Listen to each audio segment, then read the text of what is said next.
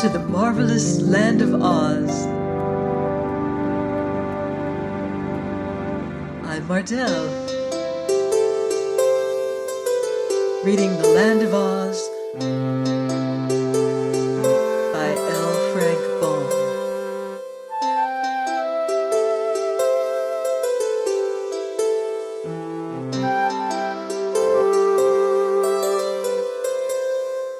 Chapter 8.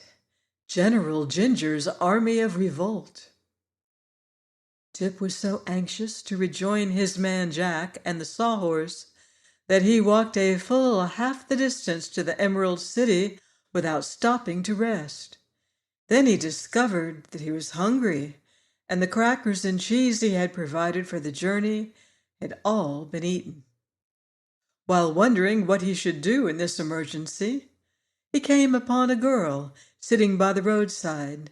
She wore a costume that struck the boy as being remarkably brilliant, her silken waist being of emerald green, and her skirt of 4 distinct colors: blue in front, yellow at the left side, red at the back, and purple at the right side.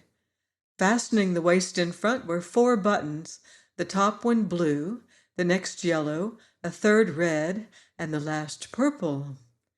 The splendor of this dress was almost barbaric, so Tip was fully justified in staring at the gown for some moments before his eyes were attracted by the pretty face above it. Yes, the face was pretty enough, he decided, but it wore an expression of discontent, coupled to a shade of defiance or audacity. While the boy stared, the girl looked upon him calmly. A lunch basket stood beside her, and she held a dainty sandwich in one hand and a hard-boiled egg in the other, eating with an evident appetite that aroused Tip's sympathy. He was just about to ask a share of the luncheon when the girl stood up and brushed the crumbs from her lap. "There," said she, "it's time for me to go. Carry that basket for me, and help yourself to its contents if you are hungry." Tip seized the basket eagerly and began to eat, following for a time the strange girl without bothering to ask questions. She walked along before him with swift strides, and there was about her an air of decision and importance that led him to suspect she was some great personage. Finally, when he had satisfied his hunger, he ran up beside her and tried to keep pace with her swift footsteps, a very difficult feat, for she was much taller than he, and evidently in a hurry. "Thank you very much for the sandwiches," said Tip as he trotted along. "May I ask your name?" "I'm General Jinjur," was the brief reply. "Oh," said the boy, surprised. "Well, what sort of a general?" "I command the army of revolt in this war," answered the general with unnecessary sharpness. "Oh," he again exclaimed, "I didn't know there was a war." "You were not supposed to know it," she returned, "for we have kept it a secret. And considering that our army is composed entirely of girls," she added with some pride, "it is surely a remarkable thing that our revolt is not yet discovered." "It is indeed," acknowledged Tip, "but where is your army?" "About half a mile from here," said General Jinjur. "The forces have assembled from all parts of the land of Oz at my express command, for this is the day we are to conquer His Majesty the Scarecrow and wrest from him the throne. The army of revolt only awaits my coming to march upon the Emerald City." "Well," declared Tip, drawing a long breath, "this is certainly a surprising thing. May I ask why you wish to conquer His Majesty the Scarecrow?" "Because the Emerald City has been ruled by men long enough, for one reason," said the girl. "Moreover, the city glitters with beautiful gems, which might be far better used for rings, bracelets, and necklaces, and there's enough money in the king's treasury to buy every girl in our army a dozen new gowns. So we intend to conquer the city and run the government to suit ourselves." Ginger spoke these words with an eagerness and decision that proved she was in earnest. "But war is a terrible thing," said Tip thoughtfully. "This war will be pleasant," replied the girl cheerfully. "Many of you will be slain," continued the boy in an awed voice. "Oh, no," said Ginger. "What man would oppose the girl or dare to harm her? And there's not an ugly face in my entire army." Tip laughed. "Perhaps you're right," said he, "but the guardian of the gate is considered a faithful guardian, and the king's army will not let the city be conquered without a struggle." "The army is old and feeble," replied General Jinjur scornfully. "His strength has all been used to grow whiskers, and his wife has such a temper that she's already pulled more than half of them out by the roots. When the wonderful wizard reigned, the soldier with the green whiskers was a very good royal army, for people feared the wizard. But no one's afraid of the scarecrow, so his royal army don't count for much in time of war." After this conversation, they proceeded some distance in silence, and before long reached a large clearing in the forest, where fully 400 young women were assembled. They were laughing and talking together as gaily as if they had been gathered for a picnic instead of a war of conquest. They were divided into 4 companies, and Tip noticed that all were dressed in costumes similar to that worn by General Jinjur. The only real difference was that while those girls from the Munchkin country had the blue strip in front of their skirts, those from the country of the Quadlings had the red strip in front, and those from the country of the Winkies had the yellow strip in front, and the Gillikin girls wore the purple strip in front. All had green waists, representing the Emerald City they intended to conquer, and the top button on each waist indicated by its color which country the wearer came from. The uniforms were jaunty and becoming, and quite effective when massed together. Tip thought this strange army bore no weapons whatever, but in this he was wrong, for each girl had stuck through the knot of her back hair 2 long glittering knitting needles. General Jinjur immediately mounted the stump of a tree and addressed her army. "Friends, fellow citizens and girls," she said, "we are about to begin our great revolt against the men of Oz. We march to conquer the Emerald City, to dethrone the Scarecrow King, to acquire thousands of gorgeous gems, to rifle the royal treasury, and to obtain power over our former oppressors."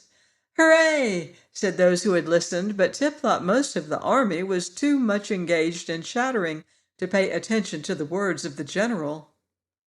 The command to march was now given, and the girls formed themselves into 4 bands or companies and set off with eager strides toward the Emerald City. The boy followed after them, carrying several baskets and wraps and packages which various members of the army of revolt had placed in his care. It was not long before they came to the green granite walls of the city and halted before the gateway. The guardian of the gate at once came out and looked at them curiously, as if a circus had come to town. He carried a bunch of keys swung round his neck by a golden chain. His hands were thrust carelessly into his pockets, and he seemed to have no idea at all that the city was threatened by rebels. Speaking pleasantly to the girls, he said, "Good morning, my dears. What can I do for you?" "Surrender instantly," answered General Jinjur, standing before him and frowning as terribly as her pretty face would allow her to. "Surrender?" echoed the man, astounded. "Why, it's impossible. It's against the law. I never heard of such a thing in my life." "Still, you must surrender," exclaimed the general fiercely. "We are revolting." "You don't look it," said the guardian, gazing from one to another admiringly. "But we are," cried Ginger, stamping her foot impatiently, "and we mean to conquer the Emerald City." Good gracious, returned the surprised guardian of the gates. What a nonsensical idea! Go home to your mothers, my good girls. Milk the cows, bake the bread. Don't you know it's a dangerous thing to conquer a city? We are not afraid, responded the general, and she looked so determined that it made the guardian uneasy. So he rang the bell for the soldier with the green whiskers, and the next minute was sorry he had done so, for immediately he was surrounded by a crowd of girls, who drew the knitting needles from their hair and began jabbing them at the guardian with the sharp points dangerously near his fat cheeks and blinking eyes. The poor man howled loudly for mercy and made no resistance when Jinjur drew the bunch of keys from around his neck. Followed by her army, the general now rushed into the gateway, where she was confronted by the Royal Army of Oz, which was the other name for the soldier with the green whiskers. Halt! He cried and pointed his long gun full in the face of the leader. Some of the girls screamed and ran back, but General Jinjur bravely stood her ground and said reproachfully, "Why, how now? Would you shoot a poor defenseless girl?" "No," replied the soldier, "for my gun isn't loaded." "Not loaded?" "No, for fear of accidents, and I've forgotten where I hid the powder and shot to load it with, but if you'll wait a short time, I'll try to hunt them up." "Don't trouble yourself," said Jinjur cheerfully. Then she turned to her army and cried, "Girls, the gun isn't loaded." "Hooray!" shrieked the rebels, delighted at this good news, and they proceeded to rush upon the soldier with the green whiskers in such a crowd that it was a wonder they didn't stick the knitting needles into one another. But the Royal Army of Oz was too much afraid of women to meet the onslaught. He simply turned about and ran with all his might through the gate and toward the royal palace, while General Jinjur and her mob flocked into the unprotected city. In this way was the Emerald City captured without a drop of blood being spilled. The army of Revolt had become an army of conquerors. Is the Emerald City really conquered? Now what will our friends do? We'll find out here next week on the marvelous Land of Oz. Goodbye for now. See you in Oz.